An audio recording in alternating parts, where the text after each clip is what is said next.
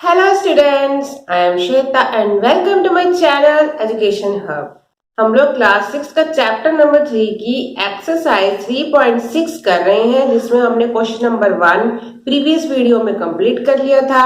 और जिन्होंने वो क्वेश्चंस नहीं देखे हैं, वो वीडियो नहीं देखी है, तो उसका लिंक मैंने प्रीवियस वीडियो का लिंक मैंने डिस्क्रिप्शन में दिया है, आप उसको देख सकते हो। तो आज हम एक्सरसाइज 3.6 का क्वेश्चन नंबर 2 करने जा रहे हैं।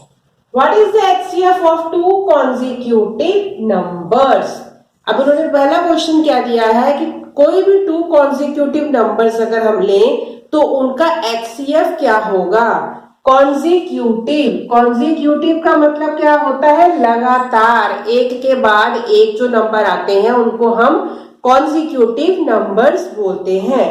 तो कॉन्जिक्यूटिव नंबर्स हमारे क्या हुए, लगातार 1 2 3 4 एंड सो ऑन, ये हमारे क्या होते हैं, कॉन्जिक्यूटिव नंबर्स। हम इनमें से कोई भी टू कॉन्जिक्यूटिव नंबर्स को का HCF निकाल के देख लेते हैं, पता चल जाएगा उसका आंसर क्या आएगा। मान लो मैंने लिया 2, तो 2 के कितने फैक्टर्स होते हैं, 1 एंड 2।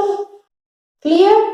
नेक्स्ट कॉन्जिक्यूटिव नंबर हमारा क्या हो गया, 3 के कितने फैक्टर्स होते हैं, 3 का भी एक फैक्टर होता है 3 और एक फैक्टर होता है 1, और किसी टेबल में ये जाता नहीं है। ऐसे ही मैंने एक और नंबर ले लिया, मान लो मैंने 4 और 5 ले लिया। 4 के कितने फैक्टर होते हैं, 1 2 एंड 4, एंड 5 के कितने फैक्टर होते हैं, 1 एंड 5। तो इनमें आपने क्या कॉमन देखा, हमने HCF निकालना सीखा हुआ है कि जो कॉमन नंबर्स होते हैं वो हमारा सबसे हाईएस्ट वाला हमारा कॉमन फैक्टर होता है।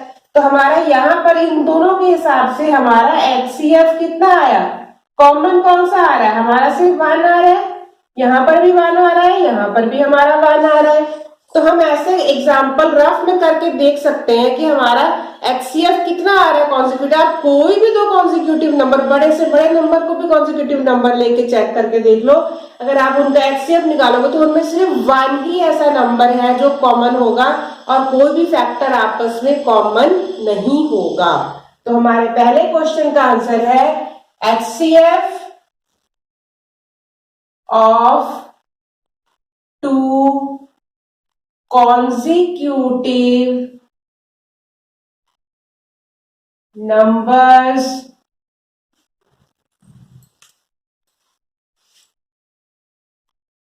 is equal to 1। क्लियर। ऐसे ही हम अगले वाले करके देखते हैं। अगले में क्या उन्होंने बोला है कि हमें HCF निकालना two consecutive even numbers. Even numbers कौन से नंबर्स होते हैं, जो 2 से डिविजिबल होते हैं। तो हमारे 2 से डिविजिबल इवन नंबर्स कौन से हो गए, 2 4 6 8 एंड सो ऑन।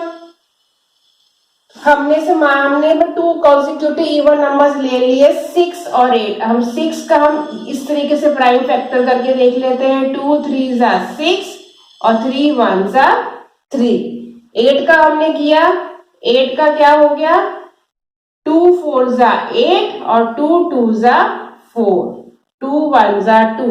तो 6 का हमारा कितना कॉमन फैक्टर आ गया, 2 मल्टीप्लाई बाय 3 मल्टीप्लाई बाय 1, और इसका 2 इंटू 2 इंटू 2 इंटू 1। 1 तो चलो लिखा ही नहीं जाता, 1 लिखने की जरूरत नहीं है। तो हमारा जो है 6 का प्राइम फैक्टराइजेशन 2 मल्टीप्लाई बाय 3 है, और 8 का prime factorisation 2 multiply by 2 multiply by 2 है। अब आपको देखो इसमें कौन से कॉमन आ रहा है। इसमें हमारा HCF क्या निकला, हमारा HCF क्या आया, सिर्फ यही हमारा कॉमन आया। तो हमारा हाईएस्ट कॉमन फैक्टर क्या हो गया, 6 और 8 का 2। आप इसी तरीके से 2 4 का या आगे के और भी इवन नंबर्स के एग्जांपल निकाल को ट्राई करके देख सकते हो। आपका हमेशा ही इसमें 2 ही हाईएस्ट कॉमन फैक्टर आएगा। तो हमारा इसका आंसर क्या हुआ, 2 consecutive even numbers HCF is equal to 2। ऐसे क्वेश्चन बहुत इजी होते हैं, जैसे बोला वैसे आप रफ में ट्राई करके देख लो, आपको समझ में आ जाएगा इसका आंसर क्या है। सेम ऐसे ही हमारा नेक्स्ट क्वेश्चन है, हमें टू कॉन्जिक्यूटिव ऑड नंबर्स की का HCF निकालना है। तो ऑड नंबर्स हमारे क्या हो गए, 1 हो गया, 3 हो गया, 5 हो गया, 7 हो गया। आप लोगों को पता ही ऑड नंबर्स कौन से होते हैं, जो 2 से डिविजिबल नहीं होते।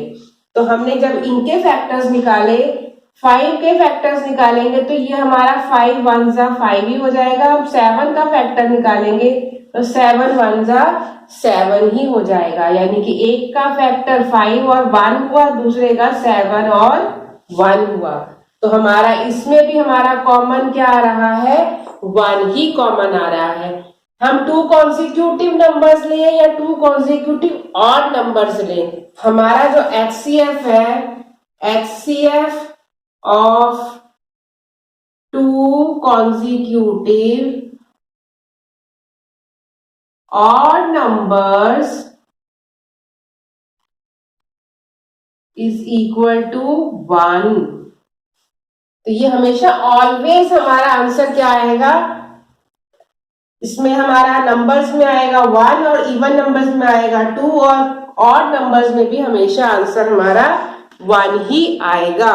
तो आई होप आपको क्वेश्चन ये समझ में आ गया है। अब नेक्स्ट क्वेश्चन नंबर 3 करते हैं। क्वेश्चन नंबर 3 में इन्होंने लिखा है HCF of coprime numbers 4 and 15। 4 and 15 are coprimes number. Coprime numbers हम लोग बहुत बार पढ़ चुके हैं, डिस्कस कर चुके हैं। वो नंबर जिनके दोनों नंबर्स के जो फैक्टर्स होते हैं वो आपस में सिर्फ 1 ही कॉमन होता है, वो होते हैं को prime numbers. was found as follows by factorization। तो उन्होंने क्या बताया, हमको ये बोला, इन्होंने हमको बोला कि 4 के फैक्टर क्या आ रहे हैं, 2 मल्टीप्लाई बाई 2 और 15 के फैक्टर क्या आ रहे हैं, 3 मल्टीप्लाई बाई 5। ये क्वेश्चन में गिवन है हमको। Since there is no common prime factor, तो हमने देखा कि कोई भी आपस में कॉमन हमारा प्राइम फैक्टर नहीं आ रहा है, कोई नंबर कॉमन नहीं आ रहा है, जो यहाँ है वो यहाँ नहीं आ रहा है। सो HCF ऑफ 4 and 15 इज 0। अब इन्होंने बोला तो हमारा HCF जो हुआ 4 और 15 का क्या हो गया, 0। ये हमको क्वेश्चन में बोला है। तो आगे इन्होंने पूछा इज द आंसर करेक्ट, क्या ये आंसर जो है हमारा करेक्ट है। तो आप लोग बताओ क्या ये आंसर करेक्ट है, मुझे कमेंट में जरूर लिख के बताना कि आपको क्या लगता है ये आंसर करेक्ट है। वैसे इसका आंसर क्या है, हम लोगों ने ये सीखा है, कितनी बार सीखा है, को प्राइम नंबर्स वो होते हैं जिसमें 1 अगर कॉमन आ रहा है तो ही हमारा वो कॉमन फैक्टर होता था, 1 और नंबर इटसेल्फ। यहाँ पर हमारा देखो, यहाँ पर हम लोग जब भी प्राइम फैक्टराइजेशन करते हैं तो हम वो नंबर और वो 1 को लिखते नहीं है, उसमें वो लिखने की जरूरत नहीं होती है। पर अगर हम इसका हमारा अगर 0 आ गया, इसका मतलब हमारा यहाँ पर भी 0, यहाँ पर भी 0 0 आ गया, तो ये हमारा पूरा का पूरा मल्टीप्लीकेशन का नंबर ही 0 हो जाएगा।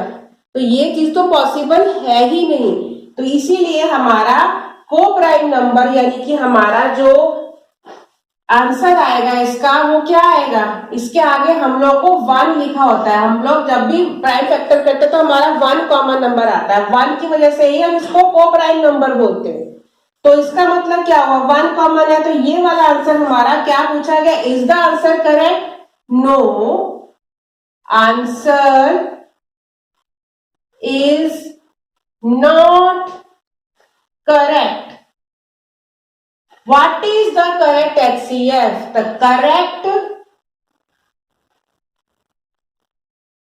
HCF is equal to 1। ये मैंने आपको समझा दिया कैसे 1 आया।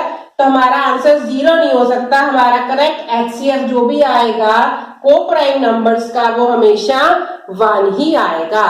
तो अब ये हमारी एक्सरसाइज 3.6 कंप्लीट होती है। तो आज तक की वीडियो में इतना ही। नेक्स्ट वीडियो में हम इसके आगे का लोएस्ट कॉमन फैक्टर यानी कि एलसीएम का टॉपिक डिस्कस करेंगे।